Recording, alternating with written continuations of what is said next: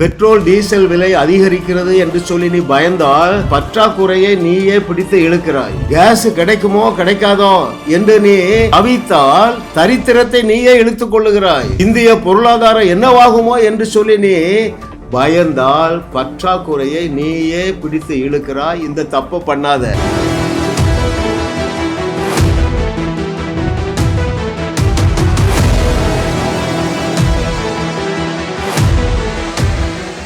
அவருடைய ஞானத்தின் ஆழங்கள் 1000 என்கிற தலைப்பில் இன்றைக்கு 159வது சத்தியம்.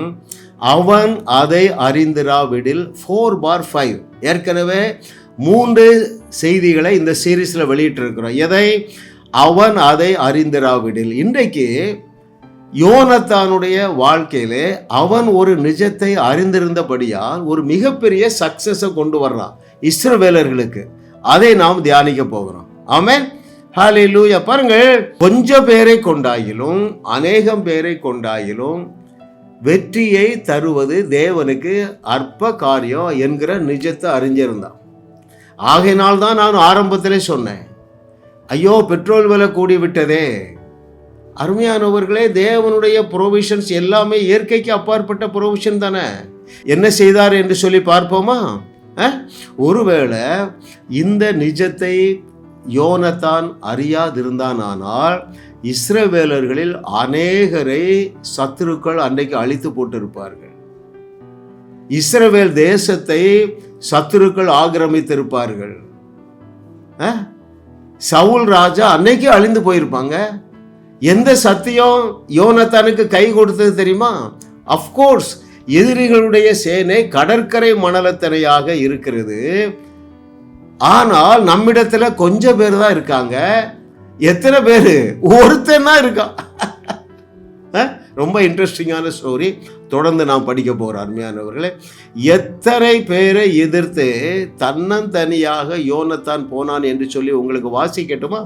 1 சாமுவேல் 13வது அதிகாரம் 5வது வசனம். 1 சாமுவேல் 13:5 பெலிஸ்தர் இஸ்ரவேலரோடு யுத்தம் பண்ணும்படி 30,000 ரதங்களோடும் 6,000 குதிரை வீரரோடும் கடற்கரை மணலத்தனையான ஜனங்களோடும் கூடிக்கொண்டு வந்து பெத்தாவேலுக்கு கிழக்கான மிக்மாசிலே பாளையம் இறங்கினார்கள்.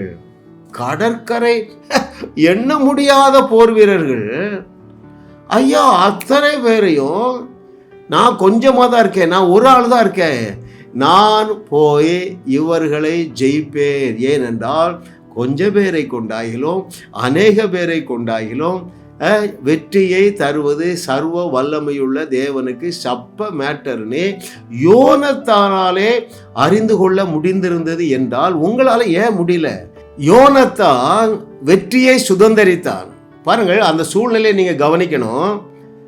இந்த சேனையினுடைய எண்ணிக்கையை பார்த்து சவுல் ராஜாவும் சேனையும் குகைக்குள்ள ஒளிஞ்சிட்டாங்க. அந்த நேரத்தில் அப்பாட்ட சொல்லாம தன்னந்தனியாக போகிறான்.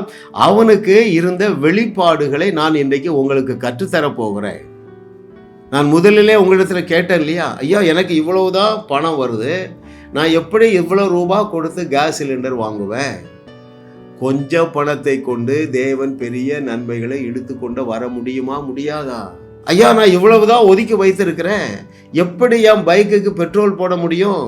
அருமையானவர்களை, இல்லாதவைகளை இருக்கிறது போல அழைக்கிற தேவன் மாத்திரம் இல்லைங்க, இல்லாதவைகளை இருக்கிறது போல அழைத்து பற்றாக்குறையை பந்தாடின எத்தனை நபர் சரித்திரம் இங்க இருக்குங்க பைபிள்ல. ஒருவன் சாப்பிடக்கூடிய ஆகாரத்தை கொண்டு வருகிறான். எலிசாவுடைய அந்த வேலைக்காரன் அங்க வந்து பார்த்தா 100 பேர் இருக்காங்க. வேலைக்காரன் பயப்படுறான், ஐயோ நம்ம தலைவர் பசியா இருக்காருன்ட்டு. என்ன சொல்றாரு தலைவர்? எலிசா, எப்பா எல்லாருக்கும் கொடு, இவர்கள் எல்லாரும் சாப்பிட்டது போக மீதியா இருக்கும் என்று கர்த்தர் சொல்லுகிறார் என்று பழைய ஏற்பாட்டிலே ஒருவனாலே சொல்ல முடிந்தது என்றால் அவர்கள் தேவர்கள் என்கிற ஸ்தானத்தில் இல்லை, அவர்கள் தேவனுடைய பிள்ளைகள் என்கிற ஸ்தானத்தில் இல்லைங்க, தேவனுடைய ஜனங்கள் அப்படித்தான் அழைக்கப்படுகிறார்கள். நீ தேவனுடைய பிள்ளையா இருக்கிறாய். உன்னை சிருஷ்டித்த தேவன் நீ உன்னை பார்த்து என்ன சொல்றாரு? உங்களை பார்த்து என்ன சொல்றாரு? நீங்கள் தேவர்களா இருக்கிறீர்கள் என்று சொன்னாரே, அந்த யோனத்தானுக்கு இருந்த வெளிப்பாடு நமக்கு வேண்டாமா? அவனுக்கு இருந்த வெளிப்பாடை நான் வாசிக்கட்டுமா? 1 சாமுவேல் 14வது அதிகாரம் 6வது வசனம்.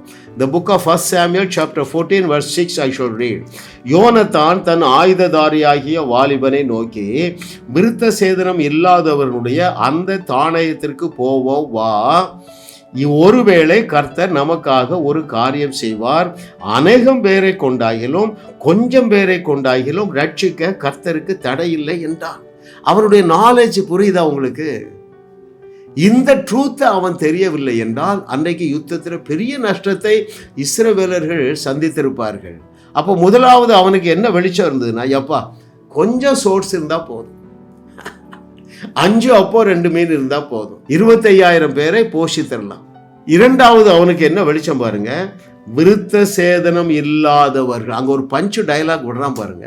ஐயா, நம்மை எதிர்த்து பெலிஸ்தர்கள் வருகிறார்கள், நம்மோடு தேவன் சர்வ வல்லமை உள்ள தேவன், எல்ஷடாய் தேவன் விருத்த சேதனமாகிய உடன்படிக்கையை பண்ணி இருக்கிறார். அவர்களுக்கு அந்த உடன்படிக்கை கிடையாது. உன்னோடு கூட தேவன் எதனாலே உடன்படிக்கை பண்ணி இருக்கிறார்? அவருடைய குமாரனுடைய ரத்தத்தினாலே உன்னோடு உடன்படிக்கை செய்யவில்லையா? அதனுடைய மேன்மையை நீங்கள் என்றைக்கு அறிந்து கொள்ள போகிறீர்கள்? Hallelujah. Oh thank you lord for your goodness. What a loving daddy. கர்த்தரை தெய்வமாக கொண்ட நாம் பாக்கியவான்கள், அருமையானவர்களே.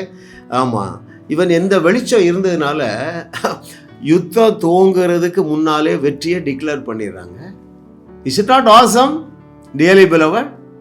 எவ்வளவு ஆச்சரியமான ஒரு வெளிச்சம் பாருங்க அவனுக்கு. அவன் என்ன சொல்லுகிறான்? யுத்தம் துவங்குவதற்கு முன்பதாகவே அவன் என்ன சொல்லுகிறான்? நான் வாசிக்கிறேன்.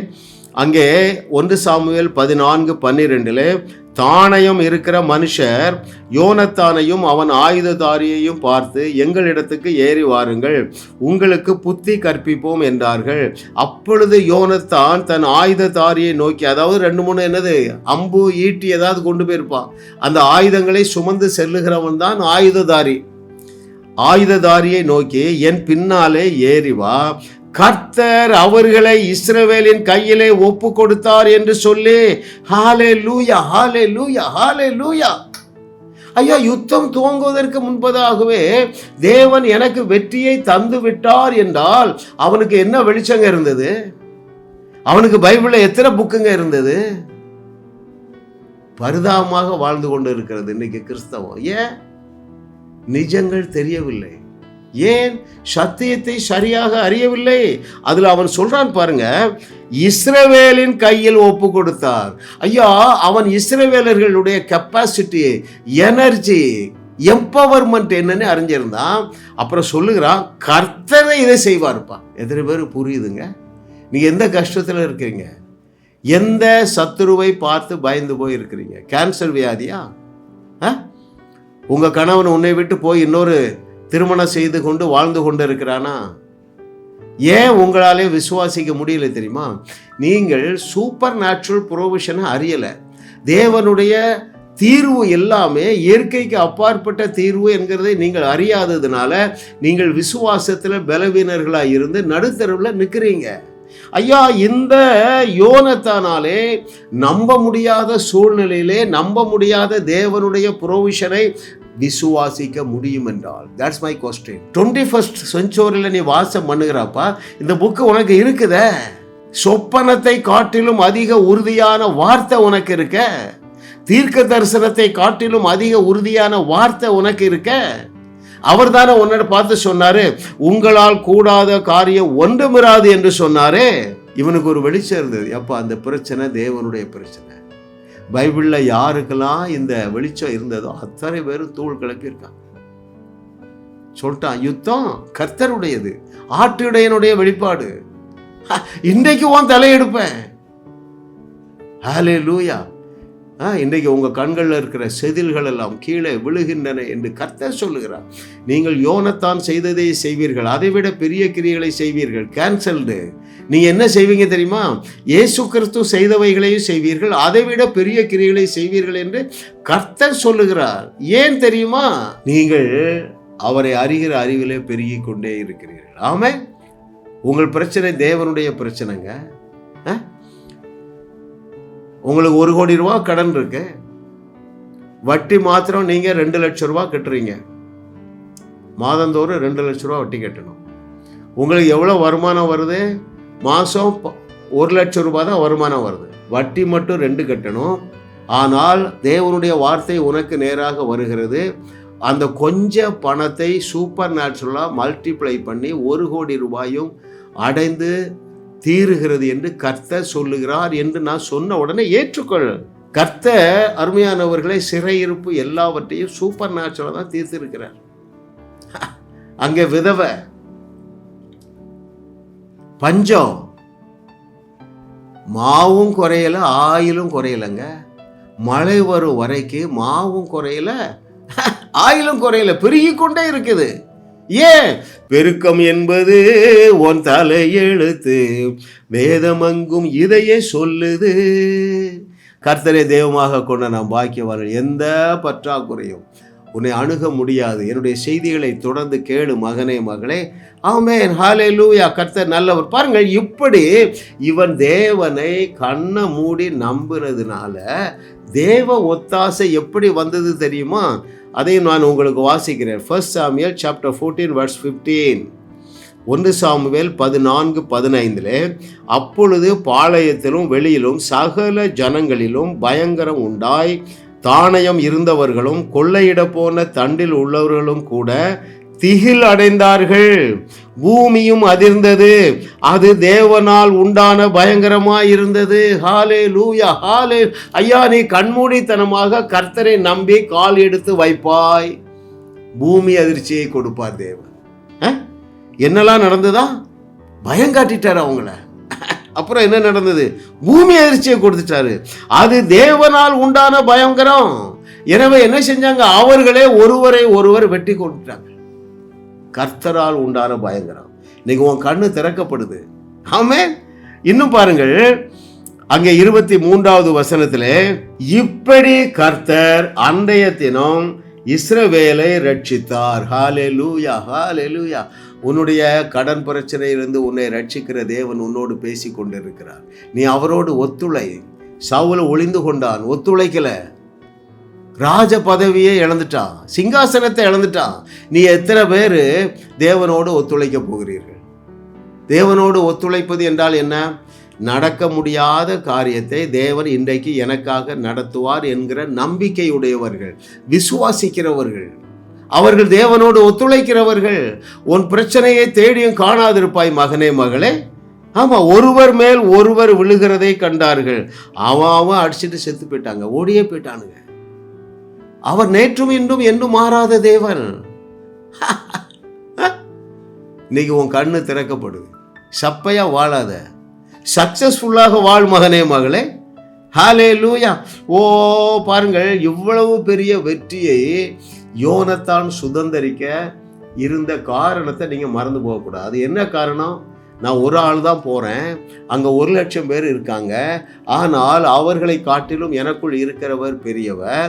இன்றைக்கு நான் அவர்களை தலையெடுப்பேன். அந்த அளவுக்கு அவனால விசுவாசிக்க முடிந்தது என்றால் உன்னாலே அப்படியும் விசுவாசிக்க முடியும். ஏன் உன்னால விசுவாசிக்க முடியல தெரியுமா? சில நிஜங்களை அறியவில்லை. பாருங்கள், நான் கடைசியாக 2 நிமிடம் பேசுகிறேன். எந்த நிஜத்தை நீ இன்னைக்கு அறியணும் தெரியுமா? நீ என்னைக்கு மனம் திரும்பினேயோ அன்றைக்கு இயேசுவே உனக்கு தகுதியாக்கி விட்டார். இந்த 2 சந்தேகம் உனக்கு இருக்கு. ஆம் ஐ குவாலிஃபைடு? யோனத்தான் ரொம்ப பக்தியா இருந்திருப்பான். அங்கிள், நான் நிறைய இன்னும் விடுதலை அடையல, எனக்கு என்ன இருக்குது? இச்சை இருக்குது, சில பாவங்களை செய்திடுறேன், மொபைலில் தவறானதை பார்த்துடுறேன். அருமையான மகனே, மகளே, இந்த வெளிச்சத்துக்குள்ள வா, நீ பாவத்திலிருந்து வெளியே வருவ. எந்த வெளிச்சத்தில் வரணும்? ரோமர் 8:30, எபிரேயர் 10:10, எபிரேயர் 10:14 இவைகள் என்ன சொல்லுகின்றன? நீதிமான்கள் ஆக்கப்பட்டு இருக்கிறாய், நீ பரிசுத்தவான் ஆக்கப்பட்டு இருக்கிறாய், நீ மனம் திரும்புகிற அன்றே நடந்துட்டுப்பா. இந்த ட்ரூத் உனக்கு தெரியணும். 2வது என்ன உனக்கு தெரியும் தெரியுமா? இயேசு கிறிஸ்து செய்ததையும் செய்து அதைவிட மிகப்பெரிய அற்புதங்களையும் செய்யத்தக்கதாக you have been fully empowered, you are energised, you are divinely strengthened. எப்போ அந்த தேவன் உன்னை எம்பவர் பண்ணிட்டார். அப்போ முதலாவது யூ ஆர் ஃபுல்லி குவாலிஃபைட், 2வது யூ ஆர் ஃபுல்லி எம்பவர்ட். இதை நீ புரிந்து கொண்டால் யோனத்தான் அல்ல, தாவீதல்ல, இவர்களை விட பெரிய விசுவாசத்திற்குள்ளே உன்னால வர முடியும். ஜாஸ் மினிஸ்ட்ரி செய்திகள் மூலமாக நீங்கள் ஆசீர்வதிக்கப்பட்டிருக்கிறீர்கள். நீங்கள் இந்த ஊழியத்தோடு கைகோர்க்கும்படியாக உங்களை அழைக்கிறோம். நீங்கள் காணிக்கை விதைக்கக்கூடிய நல்ல நிலமாக ஜாஸ் மினிஸ்ட்ரிஸ் இருக்கிறது. விசுவாசத்தோடு உற்சாகமாக பெருக விதையுங்கள். தேவன் உங்களை 1000 மடங்கு பெருக செய்வார்.